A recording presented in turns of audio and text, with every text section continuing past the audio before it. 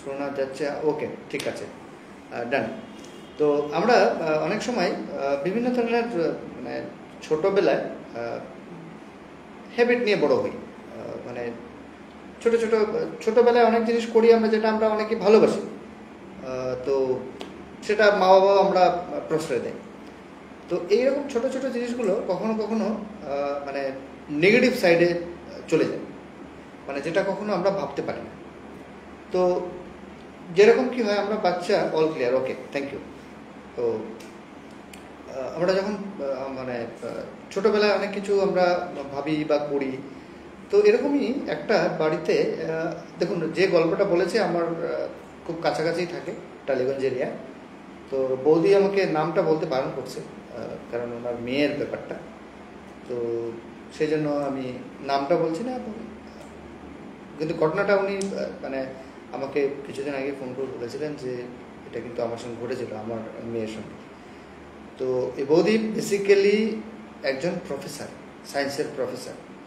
তো well to do, এবং পড়াশোনার দিক দিয়ে বা যে সায়েন্টিফিক রিজনিং, এইসব নেগেটিভ এনার্জি, ভূত, এইসবে কখনোই বিশ্বাস করতেন না। কিন্তু আফটার দ্যাট পার্টিকুলার ইনসিডেন্ট না, তারপর থেকে উনি বেশ একটা এসবে বিশ্বাস করা শুরু করলেন আর কি। তো ঘটনাটা আমি বলছি। তো ওনার যখন মেয়ে হয়, ফার্স্ট মেয়ে যখন হয়, তো মেয়েটা বেশ বড় হয়। মেয়েটার ছোটোবেলা থেকে প্রচণ্ড গরম লাগতো। তো ওরা কী করতো, হ্যাবিট করেছিল, মানে ডাক্তার বলেছিল সিজারের বেবি হলে নাকি খুব গরম হয়। এটা একটা নোমেনক্লেচার আছে, মানে এটা একটা ধরা বাঁধা কথা, আমি অনেকের মুখে শুনেছি যে সিজারের বেবি হলে নাকি খুব গরম হয়। তো ছোটোবেলা থেকে খুব ঘামতো মেয়েটা, ছোটোবেলা থেকে একদম ছোটো অবস্থা থেকে খুব ঘামতো। তো মেয়েটাকে রাতে ঘুমানোর সময় ওরা একদম কাপড় খুলে ঘুমাতো, ঘুমাতে পারতো, কাপড় দিলেই, ছোটোবেলায় আমাকে বলেছে বৌদি, একদম ছোটো থাকতে ওকে যখন কাপড় দেওয়া হতো, ঘুমিয়ে পড়েছে, ঠান্ডা লাগবে, এসি চলছে, ওকে আমরা কাপড়টা দিয়ে দিতাম, যখনই কাপড়টা দিতাম ঘুমটা ভেঙে যেত। তো এই হ্যাবিটটা করতে করতে ও বড় হয়ে যায়। বড় হয়ে যাওয়ার পর তখন ও মানে 7-8 বছর মতো হয়ে যায়। ও আস্তে আস্তে মা বাবার ছেড়ে ওকে আলাদা রুমে ঘুম পাড়ানো হয়। ছোটো হচ্ছে, এবার বড় হচ্ছে, এবার আস্তে আস্তে সে সেপারেট রুমে ঘুম পাড়ানো হয়। কিন্তু ওর ওই হ্যাবিটটা রয়ে গেছিল যে মানে রাতে কাপড় না জড়িয়ে ঘুমানোটা। তো সেটা একটা bad habits, either for man or, মানে বয়েজ হোক আর গার্লস হোক। কিন্তু মানে এই যে বললাম যে হ্যাবিট এমন একটা জিনিস মানুষের লাইফে, মানে গুড হ্যাবিটস হোক আর ব্যাড হ্যাবিটস হোক, হ্যাবিট এমন একটা জিনিস যেটার জন্য মানুষ অনেক সময় না সেগুলো থেকে মানে বেরিয়ে আসতে পারে। তো ধরো আমরা বলে না যে মানে অনেক কিছু ব্যাড হ্যাবিটস থাকে মানুষের। তো আমি দেখেছি, যেমন সিগারেট খাওয়া, গুটখা খাওয়া, এটা অনেকেরই একটা হ্যাবিটসে এমন একটা জায়গায় পৌঁছে যায়, মানে অ্যাডিকশান বা নেশার লেভেলে পৌঁছে যায়, কিন্তু বেরিয়ে আসতে পারে না। ঠিক সেরকমই ওই মেয়েটাও তাই হচ্ছিল। ও বেশ বড় হয়ে গেছিলো, 7-8 বছর হয়ে গেছিলো, বৌদি বলছিল। তারপর থেকে ঠিক সেভাবেই ঘুমোতো। এবার কি হলো, মা অনেকবার বারণ করেছে, ওর বাড়িতে ঠাম্মাও ছিল, যে তুই এবার বড় হচ্ছিস, তুই এভাবে ঘুমাবি না। বলছে আমার ঘুম ধরে না, তোমরা বললে হলো নাকি, আমি পারি না ঘুমোতে।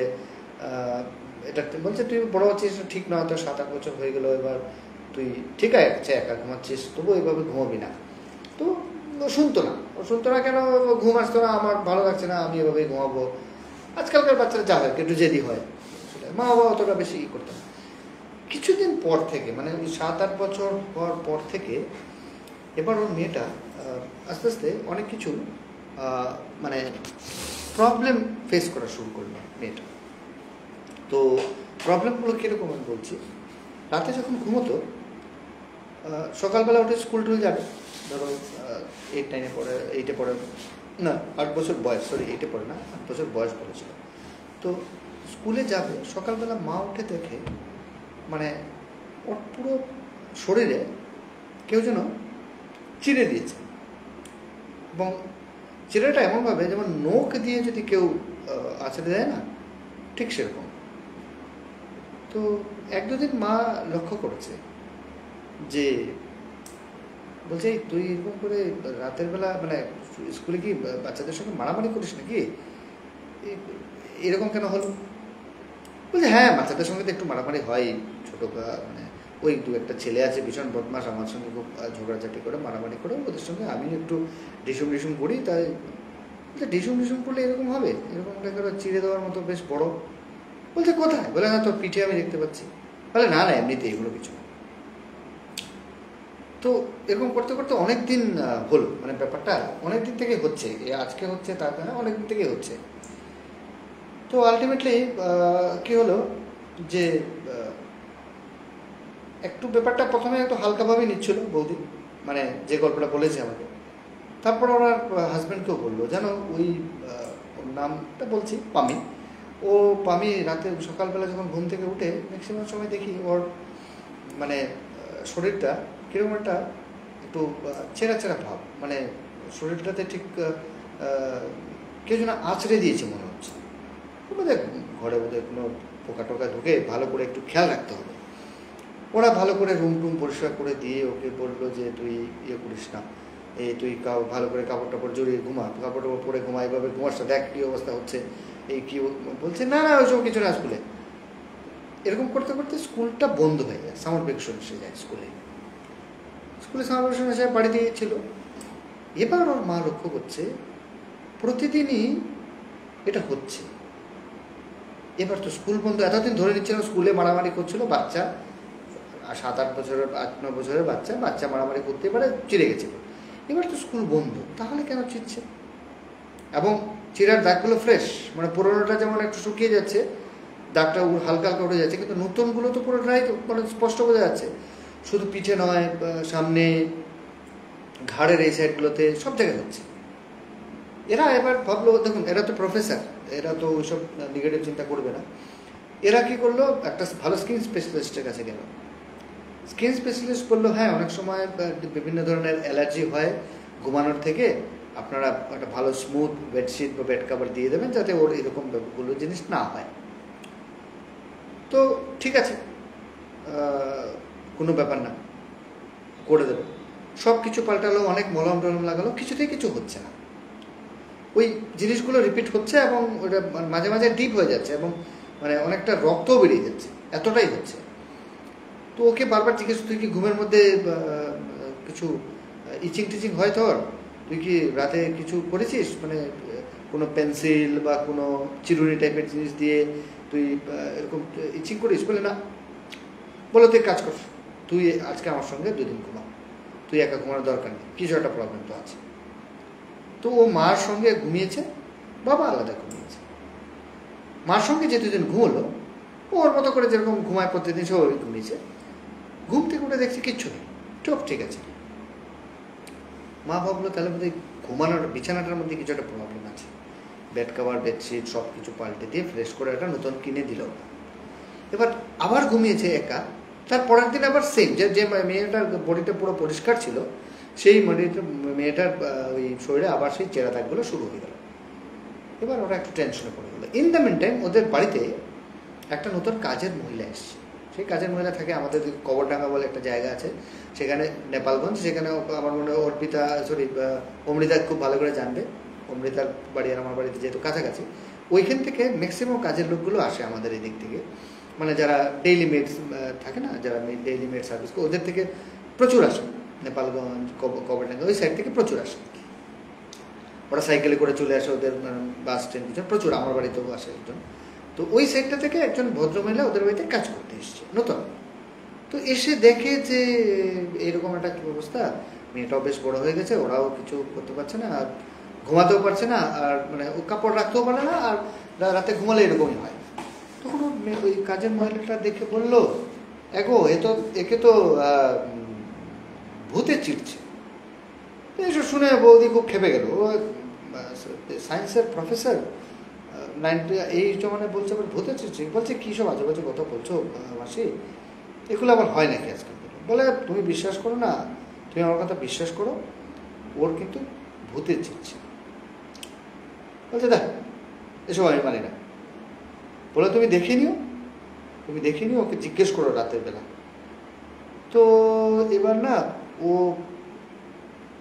মানে ওই বৌদি যদিও প্রফেসর, মনে মনে একটু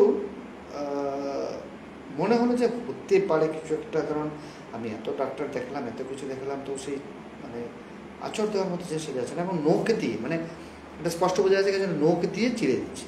এই নয় যে কিছু দিয়ে একটা ঘষা লেগেছিল, যেটা হাই প্রবাবিলিটি থাকে স্কুলে মারামারি করলে মেয়েরা নচানচি হতে পারে, কিন্তু এখন তো সামার ভ্যাকেশন, তো স্কুল বন্ধ, তাহলে কেন হচ্ছে?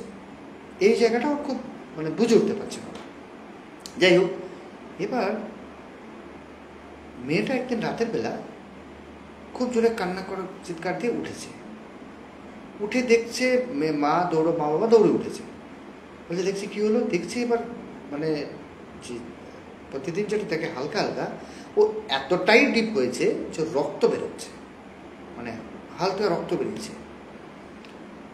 তারপরে ওরা ভাবলো যে এটা কী করে সম্ভব হয়। ওদের বাড়িতে অবশ্য একটা বেড়ালও ছিল, যে ছোটো বেড়াল হয় না, বেড়ালও ছিল। তো বেড়ালকে ছেড়ে দিল, ওকে জিজ্ঞেস করলো যে তুই এরকম করে কী করে হলো। বললো আমি জানি না গো, রাত্রেবেলা ঘুমিয়েছি আজকে, মানে ঘুমানোর পর হঠাৎ যেন মনে হলো কে যেন আমার পিঠটাকে চিড়ে দিল, মানে আছড়ে দিল একটা, কিসে আছড়ে বুঝতে পারলাম না, কিন্তু কিছু একটা যেন আছড়ে দিল আমাকে, আমি স্পষ্ট বুঝতে পারলাম। এবার মেয়েটা 8-9 বছর বয়স, সে তো বোঝাতেই পারবে, ছোটো মেয়ে তো নয়। বলছে এরকম হচ্ছে, আমি রাতে ঘুমিয়েছিলাম, ডিপ ঘুমে আমি কিছু বলতে পারি না, হঠাৎ আমার এরকম একটা মনে হলো। তো আমি না ব্যাপারটা খুব একটা বুঝতে পারলাম। মেয়েটা না খুব একটা মানে মেয়েটার কথাটায় ওর মার মনে একটা খটকা লাগলো। বলে তুই স্পষ্ট বলে, হ্যাঁ আমি স্পষ্ট বুঝেছি যে আমার এরকম একটা কিছু হয়েছিল, যে কেউ যেন একটা চিড়ে দিয়েছে। তো বলছে তুই কি কাউকে দেখেছিস? বলে না, কাউকে আমি রুমে দেখিনি, কিন্তু ওটা কিছু চিড়ে দিয়েছে, এটা আমি স্পষ্ট বুঝতে পেরেছি, সেজন্য রক্ত বেরিয়েছে। ওরা ভাবলো ওর বাড়িতে একটা বিড়ালও আছে, বিড়ালটা কি রুমে ঢুকে পড়েছিল। বলছে তুই দরজা লাগিয়ে ঘুমিয়েছিলি? না, দরজাটা লাগাইনি, দরজা আমি খুলেই ঘুমিয়েছিলাম। তাহলে বলতে বিড়ালটা হতে উঠে তোকে আদর করতে গিয়ে ছিঁড়ে দিয়েছি।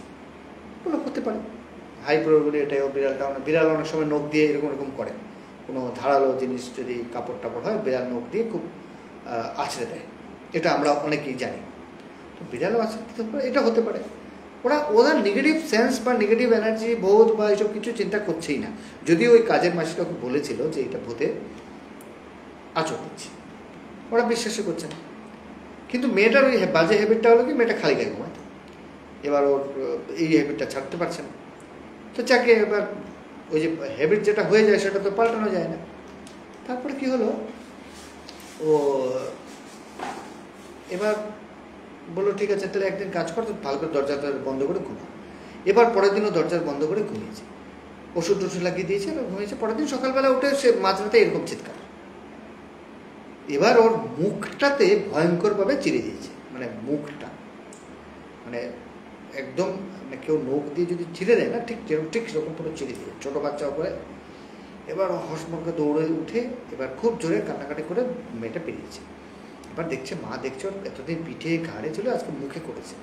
বলে তো মুখে করেছে, তুই কি হাত দিয়ে সরাতে পারলি? বলে না, আমি কিছুই মানে ঘুমের মধ্যে আমি শুয়ে আছি, মনে হচ্ছে কেউ আমাকে মুখ দিয়ে চিড়ে দিচ্ছে। এইবার ওর মানে ওই বৌদি আর ধৈর্য রাখতে পারলো না। এবার বৌদি বললো যে একটা কাজ করি। এবার ওই কাজের মহিলাটাকে বললো, দেখুন আমার নেপালগঞ্জের দিকে একজন পীর বাবা আছে, খুব ভালো, আপনি একবার দেখিয়ে আসুন। কিন্তু বিশ্বাস করছেন না, আমি বারবার বলছি এটা কিন্তু ভূতের আচর। তো এবার বললো চলো ঠিক আছে, আমিও প্রফেসর হয়ে বা সায়েন্সের প্রফেসর হয়ে যেটা, চলো ঠিক আছে। ওটা হাজব্যান্ডকে নিয়ে বাচ্চাটাকে নিয়ে গেছে ওই পীরের কাছে। পীরে দেখে বললো হ্যাঁ ওকে তো মানে কি বলো ওটা, জিনের বাতাসে ধরেছে, জিনের বাতাস লেগেছে ওকে। তো জিন রোজ রাতে জিন আসে ওর কাছে। তো জিন আসার কারণটা হলো, ও তো ছোটো ছিল তখন, অতটা কিছু, তখন তো বড় হচ্ছে।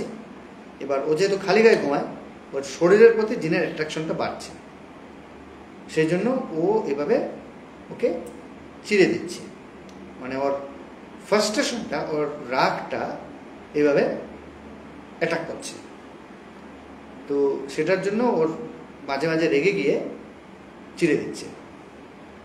বললো ওদি কথাটা শুনে প্রথমে সায়েন্সের প্রফেসর, যা কাজের মহিলাটার কথা বেসিসে গেছে ওখানে, তবু কথাটা বিশ্বাস করতে পারছে না। বলে কি বলছে পিএইচডি অমুক তমুক, মানে ঠিকঠাক মনে হচ্ছে না যে না।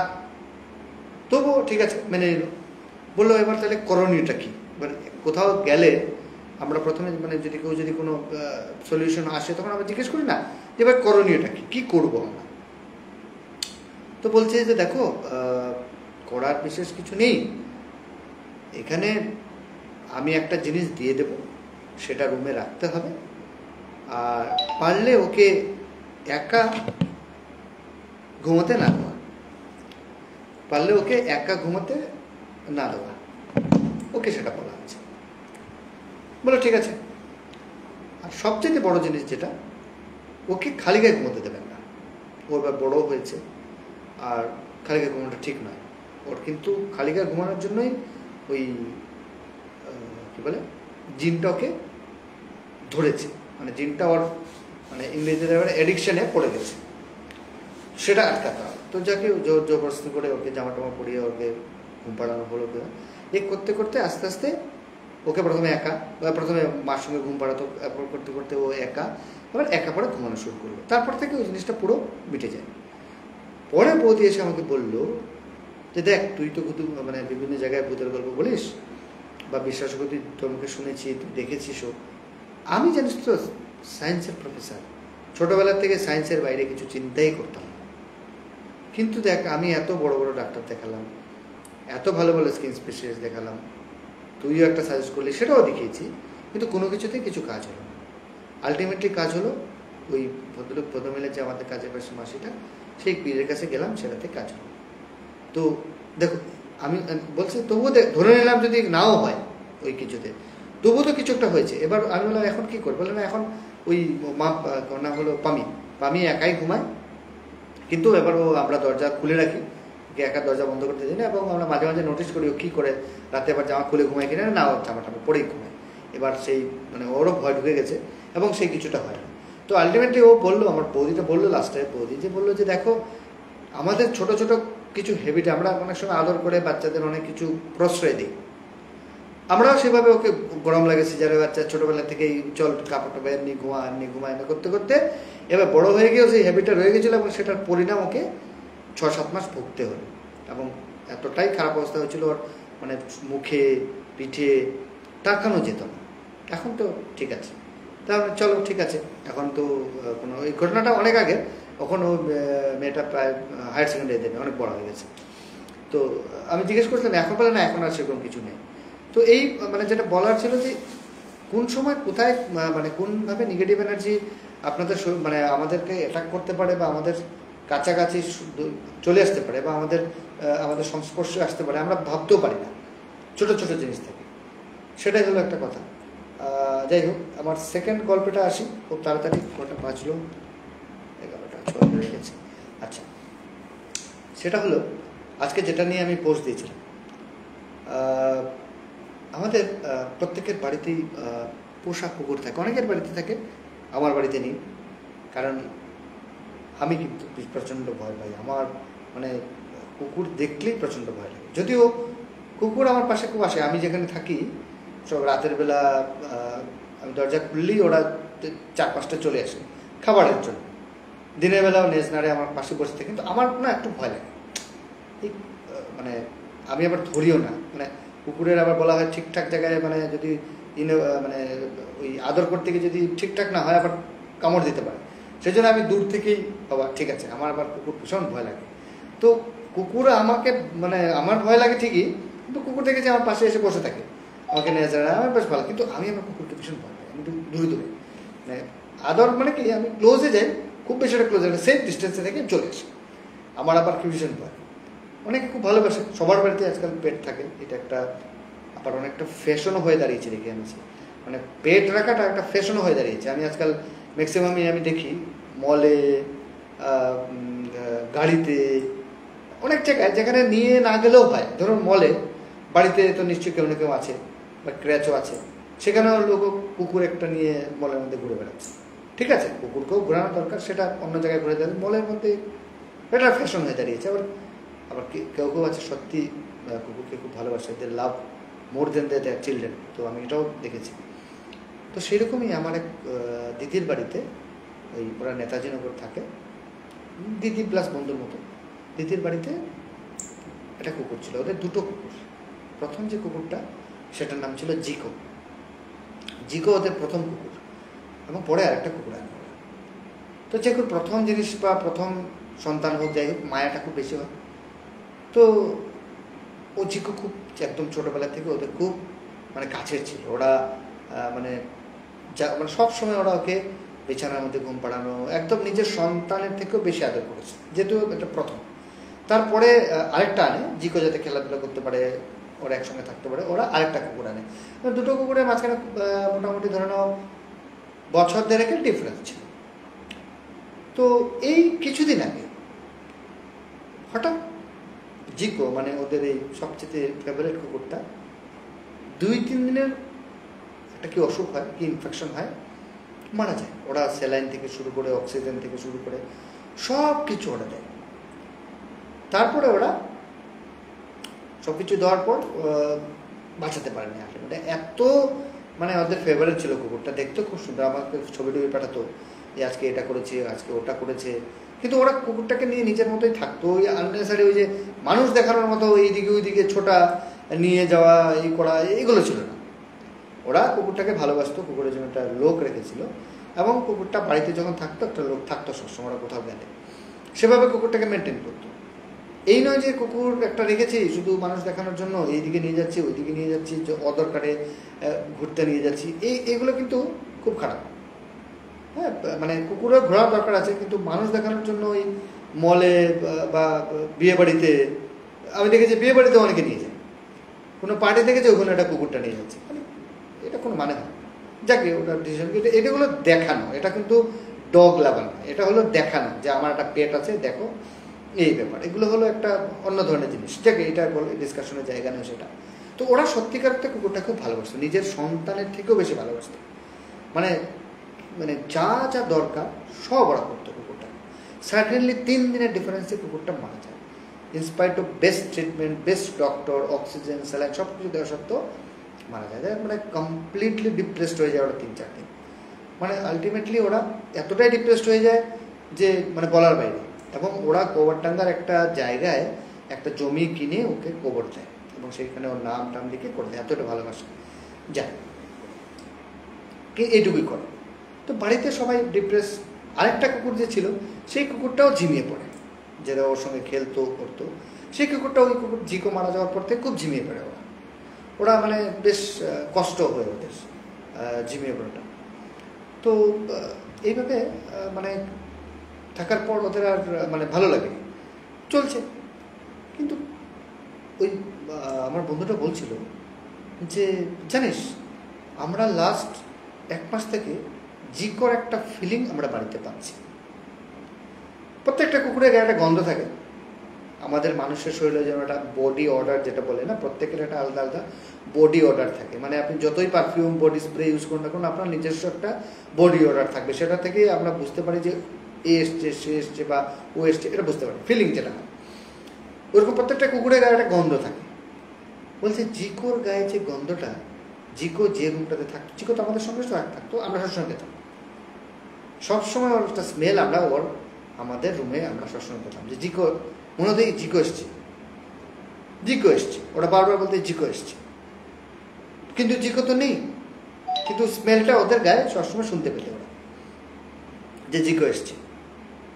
তো এটা ওরা না মানে ফিল করা শুরু করলো। ওরা তখন ভাবা শুরু করলো তাহলে সত্যি কি জিকো এসছে। ওরা মাঝে মাঝে দেখতো ওরা বসে খাচ্ছে বা কিছু করছে, চোখের আড়ালে মনে হতো জিকো কিনে বসে আছে, জিকো বসে আছে খাওয়ার জন্য অপেক্ষা করছে। ওর জন্য ওই যে খাওয়ার যে বাউলটা থাকে না, সেই পাত্রটা, সেই পাত্রটার মধ্যে যেমন মুখ দিয়ে বসে আছে, এবার খাবার দেওয়া হবে, অপেক্ষা করছে। ওরা কী করতো, ওরা যখন সবাই মিলে ডিনার করতো জিকোকেও পাশে বসে ডিনার করতো। ওরা জিকো নিচে বসে খাচ্ছে, ওরা একই সঙ্গে বসে খাচ্ছে। ওরা যখন বলছে যে আমরা যখন বসে খাচ্ছি মনে হচ্ছে জিকো আমাদের সঙ্গে বসে খাচ্ছে। এবং এই ফিলিংটা ও বলছিল শুধু আমার হয়নি রে, আমার মা, আমার বাবা, আমার ভাই এবং বৌদি সবার হয়েছিল। এবং সবচেয়ে বেশি কষ্ট পাচ্ছিল ওর ভাইপো। ওর ভাইপোর সঙ্গে ওর মানে ভাইপোর ও সবচেয়ে ক্লোজ ফ্রেন্ড ছিল বলতে গেলে, সারাদিন ওর সঙ্গে খেলত। ওর ভাইপো তো কয়েক রাত ঘুমোতেই পারেনি, শরীর খারাপ হয়ে যাচ্ছে। তার থেকে বড় প্রশ্ন হলো মাঝে মাঝে মানে গভীর রাতে ওরা দেখতে পেত যে জিকো ঘুরে বেড়াচ্ছে, এই রুম থেকে ওই রুম, এই রুম থেকে ওই রুম ঘুরে বেড়াচ্ছে, এবং ওর একটা স্মেল সবসময় রুমের মধ্যে থাকতো। আর সবচেয়ে ইন্টারেস্টিং হলো ওদের যে আরেকটা কুকুর ছিল, ওই কুকুরটা রাত 12টার পর জেগে যেত। কুকুরটা কি নিয়ে যেন খেলছে, এই রুম থেকে ওই রুম, থেকে ওই রুম, এই রুম থেকে ওই রুম, খালি দৌড়াচ্ছে আর খেলছে। মনে হচ্ছে ওই কুকুরটা ওই চিকোর সঙ্গে খেলছে, মানে যেভাবে খেলতো ঠিক ওভাবেই খেলছে, যেভাবে চিকোর সঙ্গে আগে খেলতো ঠিক ওইভাবেই খেলছে। এভাবে অনেকদিন চলছে। চলার পর ওরাও বুঝতে পারে যে এখানে জিকর একটা একটা স্পিরিট এখানে ঘুরছে, ওরা বুঝতে পারে। কিন্তু ওরাও ভাবলো যে এটা তো ঠিক নয়, কী করা যেতে পারে। তখন ওরা একজন লোকের সাজেশন নিল যে কি করা যেতে পারে। বললো, দেখো তোমরা, ও যখন তোমাদের সবচেয়ে কাছের ছিল, যে যত কাছের হয় সে সহজে সহজে ছেড়ে যেতে পারে না। যে সবচেয়ে আমাদের যে কাছের মানুষ যারা থাকে তারা যদি হঠাৎ করে চলে যায়, আমরা সহজে মেনে নিতে পারি না, এবং সে চলে গেছে এটা মেনে নিতে পারে, এবং সেও যেতে চায় না, সে ঘুরে ফিরে ওই জায়গাটাই আসতে চায়। কাছের মানুষ যদি হঠাৎ করে চলে যায়, তো এই যে একটা ছাপ থেকে যায়, সেটা কিন্তু আর কোনো কিছু দিয়ে ভোলানো সম্ভব হয় না। তাতে কি হয়, ওই কাছের মানুষটা ছেড়ে যাওয়া মানুষ হোক, প্রকৃতি হোক, পশু হোক, যাই হোক, সে ঘুরে ফিরে আবার ওই তাদের কাছেই চলে আসতে চায়, এবং সেটাই জিকোর সঙ্গে হচ্ছিল। তো ওই ভদ্রলোক বললেন যে একটা কাজ করো, তোমরা তো ওটাকে পুঁতে দিয়েছো, একটা জমি কিনে বোর্ড লাগিয়ে সব করেছো, কিন্তু ওকে কি তোমরা শান্ত শান্তি করেছিলে কিছু? বলছে আবার কুকুরের শান্ত শান্তি আবার হয় নাকি? বলে অনেকেই করে, অনেকেই করে, আর তার সদ্গতির জন্য অনেকেই করে। আমি নিজে দেখে, আমিও দেখেছি সোশ্যাল মিডিয়া, মানে আমি নিজের কথা বলছি, আমি নিজেও দেখেছি সোশ্যাল মিডিয়ায় শ্রাদ্ধ করতে। তারপর এই কথা শোনার পর বললো, তাহলে কী করতে? বলে তোমরা একটা শ্রাদ্ধ শান্তি করো কুকুরটার, তোমাদের সবচেয়ে কাছের ও ছিল, অতএব তোমরা একটা শ্রাদ্ধ শান্তি করো কুকুরটার। তাহলে আমার মনে হয় ওর যে এই আত্মাটা, অতৃপ্ত আত্মাটা, যে হঠাৎ করে 3 দিনের মধ্যে চলে যাওয়ার যে দুঃখটা, সেটা ভুলতে পারবে এবং তোমাদের ছেড়ে চলে যাবে। আদারওয়াইজ তোমরা তো বলছো বারবার ওইখানে আসছে, ওইখানে আসছে, মানে কী বলে ওটাকে, তোমাদের সবসময় এটা মনে হচ্ছে ও যেন ঘুরে বেড়াচ্ছে, এবং ওর গন্ধ তোমরা সব পাচ্ছ, প্লাস তোমাদের অন্য একটা কুকুর রাত 12টার পরে জেগে গিয়ে কী সব এই দিক থেকে ওদিকে দৌড়াচ্ছে, খেলছে, মনে হচ্ছে দুজন মিলে খেলে যেরকম খেলে সেরকম খেলছে। তো সেক্ষেত্রে তোমরা একটা শ্রাদ্ধ করে দাও। তারপরে ওরা একটা শ্রাদ্ধ শান্তি করে ওই জিকর জন্য শ্রাদ্ধ শান্তি করার পর তখন ওরা আস্তে আস্তে বুঝতে পারলো যে হ্যাঁ, জিকো ওই বোধহয় ছিল, সব কিছু আস্তে আস্তে নর্মাল হওয়া শুরু করলো। এবং ওই যে কুকুরটা রাতের 12টা-1টার সময় খেলতো, সেও আস্তে আস্তে ঘুমানো শুরু করলো, এবং কিছু শব্দ হলে ঘাউ ঘাউ করতো, কিন্তু ওই মানে খেলাধুলাটা বন্ধ করে দিল। মানে ধরো রাতের বেলা যদি কেউ দেখে কোনো কুকুর, মানে অচেনা কেউ, কুকুর তো ডাকবে, কুকুর তো চিৎকার দেবে, খেলবে তো না, কিন্তু ওই কুকুরটা খেলছিল। দ্যাট মিনস কুকুর যাকে দেখছে তে পরিচিত, মানে আগে থেকে খেলা। তো সেই জন্য ওরা ধরে নিয়ে চলে, হ্যাঁ তাহলে জিকোই আসছে, ওই জিকোর সঙ্গে খেলছে। আমরা দেখতে পাই না, কারণ মানে পশু তো নেগেটিভ এনার্জি, নেগেটিভ শক্তিগুলো আগে থেকে দেখতে পায়। আমি অনেকবার বলেছি যে বাড়িতে যদি কুকুর থাকে, কুকুর কিন্তু আগেই বুঝতে পারে আপনার বাড়িতে, আপনার রুমে এই মুহূর্তে কোনো নেগেটিভ এনার্জি আছে কিনা। কুকুর কিন্তু খুব তাড়াতাড়ি বুঝতে পারে। অনেক ভুরি এক্সাম্পল আছে, সবাই জানি আমরা। তো কুকুর থাকলে, কুকুর যদি বিনা কারণে চিৎকার দেয় বা কোনো পার্টিকুলার পয়েন্টের দিকে তাকিয়ে ঘাউ ঘাউ ঘাউ ঘাউ করতে, তা বুঝতে হবে যে এখানে কোনো নেগেটিভ এনার্জি প্রেজেন্স আছে। তো সেরকম ওই কুকুরটা যখনই রাত 12টার পর 5:30 বাজতো, খুব খুশি মনে দৌড়তো, এই রুম থেকে ওই রুমে দৌড়তো, এবং ওরা খেলতো, যেহেতু কার সঙ্গে খেলছে। তো এত জিনিসগুলো এইটাই প্রমাণ করে যে জিকো এখানে আসতো। তো যাই হোক, আলটিমেটলি ওই শ্রাদ্ধ শান্তি করার পর থেকে জিকোর সেই এক্সিস্টেন্সটা চলে যায়, আর জিকো আর ওরা দেখতে পায় না।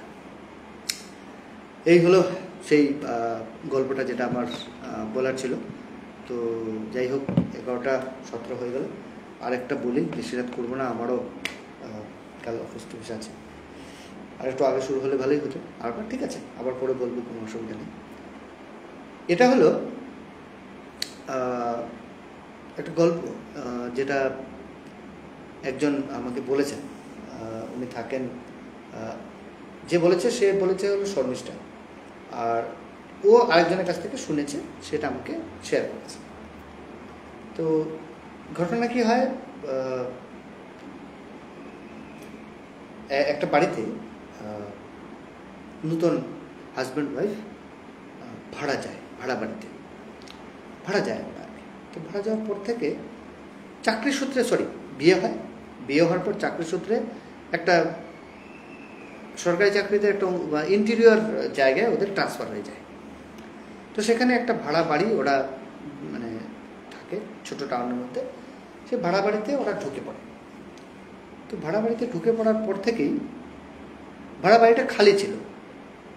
তো ওরা প্রথমে হাজব্যান্ডে জয়েন করে ঢুকে মানে বাড়িটা খালি ছিল, ওরা আর্জেন্টলি বাড়িটা দরকার, ট্রান্সফার হয়েছে ইমিডিয়েটলি। তো বাড়িটাতে ঢুকে পড়ে ও, মানে ভালো বাড়ি, গ্রামের বাড়ি, মানে ওই ছোট্ট এলাকায় এর থেকে ভালো বাড়ি আর হবে না, ও ভেবেচিন্তে ওই বাড়িতে মানে ঢুকে পড়ে আর কি বাড়িটাতে। তো ঢুকেছে, প্রথম 2-3 দিন পর মানুষের প্রথম বাড়িতে ঢুকলে কি হয়, আশেপাশের দোকান খুঁজে বার করে। তো দোকানটা খুঁজে বার করেছে, একটা দোকান, মুদিখানার দোকান। মুদিখানার দোকানে ঢোকার পর ওই মুদিখানার ভদ্রলোক জিজ্ঞেস করছে,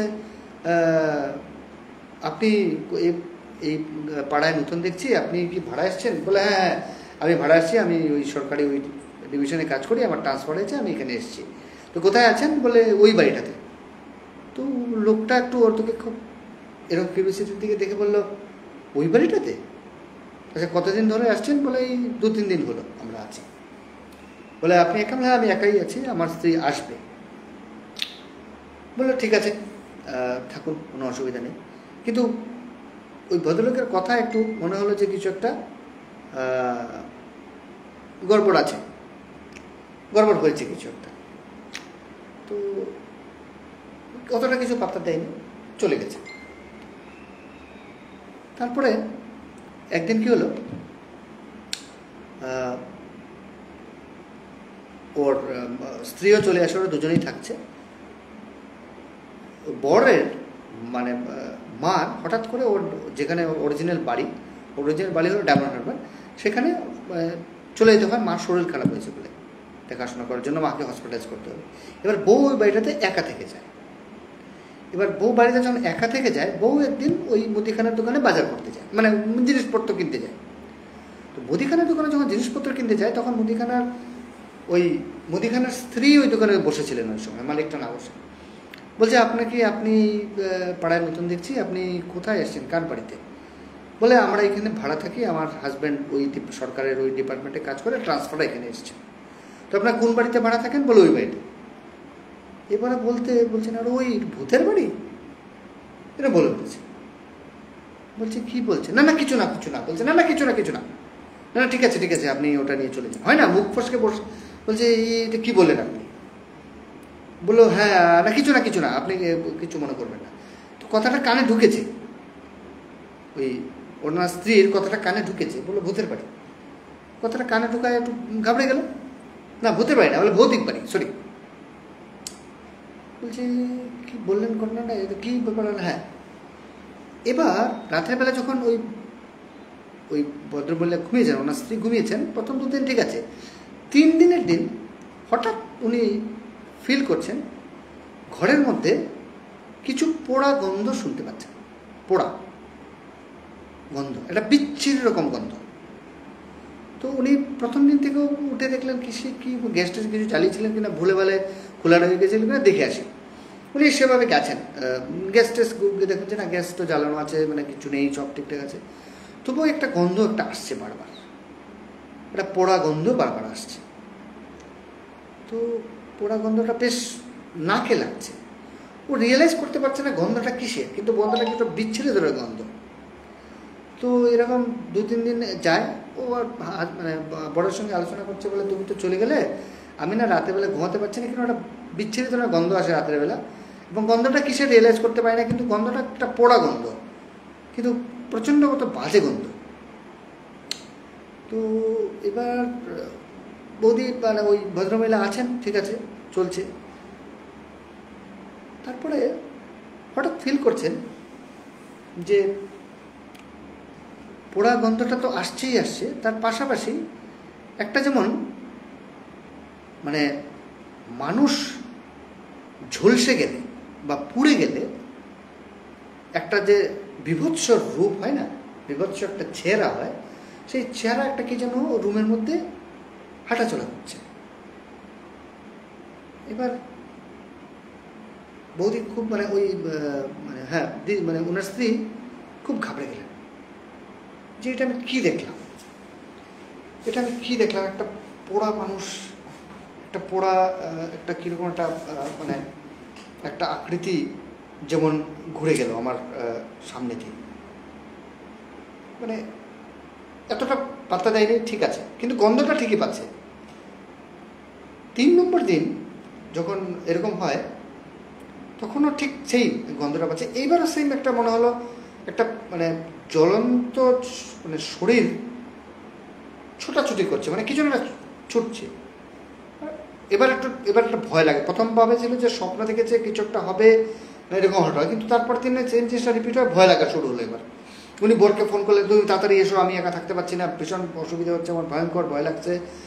বলছি আমি মাকে তো হসপিটালাইজ করেছি, এবার মাকে ডিসচার্জ না করলে বা কাউকে আমার গ্রাম থেকে দাদা না আসলে আমি তো আসতে পারি না, তুমি থাকো না 2 দিন, কী হয়েছে? বলছে না না আমি থাকতে পারছি না, খুব অসুবিধা হচ্ছে আমার, আমি রাতের বেলা এরকম দেখতে পাচ্ছি। এইবার পরের দিন বৌদি রিয়েলাইজ করলো যে গন্ধটা উনি পাচ্ছেন সেই গন্ধটা মানুষ পোড়া গন্ধ, মানে মানুষ পড়লে এই গন্ধটা হয়।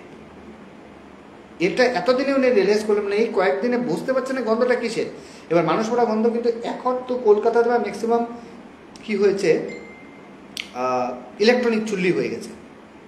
কেউ যদি আগে বা যদি আপনারা দেহ কাষ্ঠ করে থাকেন, কাঠ দিয়ে যেখানে জ্বালানো হয়, যারা মানে ওই সময়টায় কাষ্ঠর সময় যেখানে ছিলেন বা যেখানে ওই চুল্লি যখন ছিল না, যেখানে কাঠ দিয়ে জ্বালানো হতো, যারা ওই কিন্তু স্মেলটা বুঝতে পারে। আমি গেছি অনেকের ক্ষেত্রে, ওই কাঠ দিয়ে জ্বালানো হতো যখন, একটা গন্ধটা ওই স্মেলটা বোঝা যায়, মানুষ জ্বলার গন্ধটা বোঝা যায়। তো সেম গন্ধটা উনি এই রুমের মধ্যে পাচ্ছিলেন এবং উনি স্পষ্ট এবার রিয়েলাইজ করছিলেন যে ওই গন্ধটা একটা যে কেউ হাঁটা চলা করছে সেই গন্ধটা উনি পাচ্ছেন। এবার তো ওনার অবস্থা খুব খারাপ, খুব স্বাভাবিক।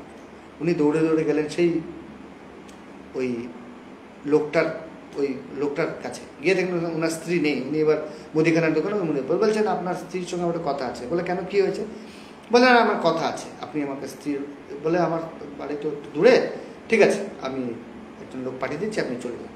তখন ওই ভদ্রমহিলা ওই দোকানিটার বউর বাড়িতে যায়, গিয়ে জিজ্ঞেস করে আপনি আমাকে বলেছিলেন এটা ভৌতিক বাড়ি, বলুন তো ঘটনাটা কি।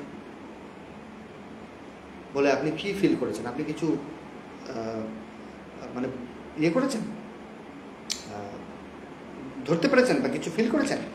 বলে হ্যাঁ, আমি রাতের বেলায় এরকম শুয়েছি, আমি প্রতিদিন রাতের বেলায় যখন ঘুমাই আমার নাকে একটা ভটকা গন্ধ আসে, গন্ধটা প্রচণ্ড বিচ্ছিরি রকমের গন্ধ, কিন্তু গন্ধটা পুরো আনকমন ছিল। গন্ধটা কিসের আমরা বুঝতে পারতাম না, কিন্তু গত কয়েকদিন আগে আমি একটা ভয়ঙ্কর দৃশ্য দেখি, সেই থেকে বুঝতে পারলাম গন্ধটা কিসের। গন্ধটা হলো একটা পোড়া শরীরের, মানে মানুষের পোড়া শরীরের গন্ধ যেটা, সেটা। এবার যদি গ্রামের বা যেখানে ইলেকট্রনিক চুল্লি নেই সেখানে যদি কাউকে যদি দেহ জ্বালানো হয়, যে গন্ধটা আসে সেই গন্ধটা, এবং ওই গন্ধটা আমি রুমের মধ্যে পাই। এবং তার থেকে বড় ইন্টারেস্টিং, আমি একটা আধ পোড়া শরীর আমি দেখেছি আমার ঘরের মধ্যে ঘুরতে। এবার আপনি বলুন এটা কী ঘটনা? বলে দেখুন আপনি ভাড়া নিয়েছেন, আপনাকে আমি বলি সত্যি কথাটা, এখানে শুনেছি আমরা যে এখানে এই বাড়িটাতে একটা মহিলার আত্মা ঘুরে বেড়ায়। অনেকে এই বাড়িটা অনেক দিন বন্ধ ছিল, লোকালরা কেউ বাড়িটাতে ভাড়া নিত না। আপনার বাইরে থেকে এসছেন বলে ঝট করে বাড়ি চাই, আপনাকে দালাল এই বাড়িটা দেখিয়ে আপনাকে করে দিয়েছে, কিন্তু বাড়িটা ঠিক নয়, কারণ বাড়িতে কেউ থাকে না। প্লাস আমরা নিজেরাও ফিল করেছি যে এই বাড়িটাতে একটা কিছু নেগেটিভ ভাইব্রেশন আছে, এখানে একটা নেগেটিভ ভাইব্রেশন হয় এই বাড়িটাতে। তো বললো যে এটা কি হতে পারে তাহলে? বলে কি হতে পারে বলা মুশকিল, কিন্তু ঘটনাটা বলি যে এখানে অনেকেই রাতের বেলা দেখেছে যে একটা ভদ্রমহিলা বাড়ির আশেপাশে ঘোরে, কখনো দরজার সামনে শুয়ে থাকে, কখনো বাড়ির ছাতের মধ্যে, মানে একচালা ঘর ছিল, ছাতে হাঁটছে, অনেকেই দেখেছে সেটা, মানে নিজের মতো করে হেঁটে বেড়াচ্ছে, আবার কখনো নিচে আসছে, এদিকে ওইদিক করছে, মানে বাড়িতে একটা মানে নেগেটিভ এনার্জি সবসময় একটা মহিলা হাঁটাচলা করে, বয়স্ক লোকেরা দেখেছেই, প্লাস অনেকেই শুনেছে সেটা। তাহলে বলছে তাহলে এটা কী কারণ হতে পারে, এটার আলটিমেটলি কারণটা কী? বলে দেখুন এই ঘটনার কারণটা কিন্তু এখনও জানা যায়নি, তবে হ্যাঁ একটা সময় বোঝা গেছিলো এবং সেটা খবর নিয়েও জানা যায় যে যে জায়গাটার উপরে বাড়িটা বানানো হয়েছিল সেখানে একটা আগে বাঁশের ঘর ছিল, মানে বাঁশ দিয়ে বানানো ঘর ছিল, এবং সেই বাঁশ দিয়ে বানানো ঘরে স্বামী স্ত্রী থাকতেন, এবং স্বামী স্ত্রীর মধ্যে একটা কিছু মলমালিন্য হয়েছিল, খুব সমস্যা হয়েছিল। সে অনেক ধরনের সমস্যাই হতে পারে আজকাল, যেগুলো কমন, সেই অনেক কিছু অ্যাফেয়ার এক্সট্রা ম্যারিটাল, এগুলো কিছু কারণের জন্য স্বামী স্ত্রীকে সন্দেহ করত, এটা একটা সন্দেহ ছিল। সেই সন্দেহ বসে স্বামী ওর স্ত্রীটাকে খুন করে, এবং খুন করে লাশটাকে এই ঘরটার তলে পুঁতে দেয়। এটা শোনা ঘটনা, মানে ওই বলছে আমাকে, এটা শোনা ঘটনা। লাশটাকে পুঁতে দেয়, এবং মানে লাশটা যখন প্রথমে ওরা ওই স্ত্রী ওই বউটাকে অর্ধেকটা জ্বালিয়ে দেয়, জ্বালিয়ে তারপরে ওটাকে পুঁতে দেয়। তারপরে যখন পুলিশ ইনভেস্টিগেশন শুরু হয়, অনেক কিছু ধরাধরি করতো, ওই লাশটাকে বডিটা বেরোয়। আর ইন দ্য মেন টাইম ওই হাজব্যান্ডটা পালিয়ে যাওয়ার চেষ্টা করে, তাকে ধরে কাস্টডিতে জেলে রেখে দেওয়া হয়।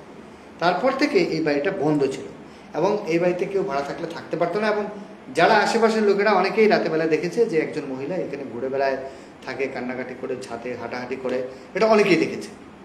এবং সবাই এটা ধরে নিয়েছে এইটা হলো সেই অতৃপ্ত আত্মা, যেই মহিলাটা মারা যায়, মানে হাজব্যান্ড ওকে মেরে মানে অর্ধেক মারিয়ে তো করে জ্বালিয়ে দেয়, এবং সেইটার একটা রিপারকেশনে ওইভাবেই তার মানে রাতের বেলা এই বাড়িতে কেউ আসলে মানে পোড়া একটা গন্ধ, একটা পোড়া মানুষের একটা আকৃতি ঘুরে যেতে দেখা যায়।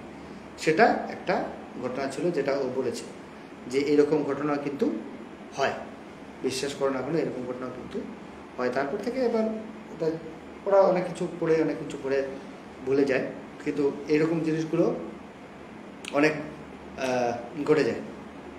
তো সেই হলো একটা ঘটনা। আলটিমেটলি ওরা এই বাড়িটা থাকতে পারেনি, বাড়িটা ছেড়ে দেয়। অনেক তারপর কী হয়েছে জানি না, ওরা বলছে আমরা যদিও সব কিছু পেয়েছিল, কিন্তু তারপরে বাড়িটাতে এইসব শোনার পর থেকে আমরা বাড়িটা থাকিনি, বাড়িটা আমরা ছেড়ে দিয়ে চলে গেছি অন্য জায়গায়, আর এখানে আমরা এখন থাকছি না। যাই হোক, 11:30 বাজলো, আর দেরি করা যাবে না, আমাকেও একটু রেডি হতে হবে, কালকে সকালে অনেক কাজ থাকবে। একটু লেট হয়ে গেল, যাকে যে কারণে হয়েছে that is not a issue at all. আবার দেখা হবে সবার সঙ্গে, ডেট বলে দেবো সময় আসলে, যদিও ফিক্স আছে হবে। তো আরও অনেক কিছু গল্প আছে, গল্প বলবো, জানি না আজকে কেমন হলো। একটু দেরি করে আসি আমি, দেরি করে আসলে ভালো হয়, কিন্তু দেরি করতে গিয়ে আজকে আর একটু বেশি দেরি হয়ে গেল, সেজন্য আর বেশি গল্প করতে পারলাম না। 11:30 বাজে, সবারই কালকে সকালে অফিস আছে, ঘুম হতে পারে, ঘুমের ডিস্টার্ব ব্যাঘাত হবে, তাই আজকে আর বলছি না, আবার বলবো নিশ্চয়ই। সবাই ভালো থাকবেন, শুভরাত্রি, good night, thank you so much দেখার জন্য, আবার দেখা হবে।